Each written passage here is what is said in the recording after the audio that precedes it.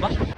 تعالى بقى اوريك شقه للايجار، بس دي متاحه من 25/8 زي ما انت عايز. ممكن ايجار شهري وممكن ايجار يومي. الايجار اليوم بيعمل في شهر 9 2000 جنيه. يلا بينا نشوفها.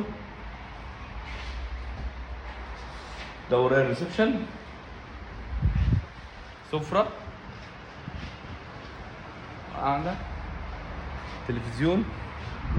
تعالى بقى نشوف المفاجأة، إن الشقة دي في نص المية. بص ورايا، بص البحر، في سبورتنج على البحر.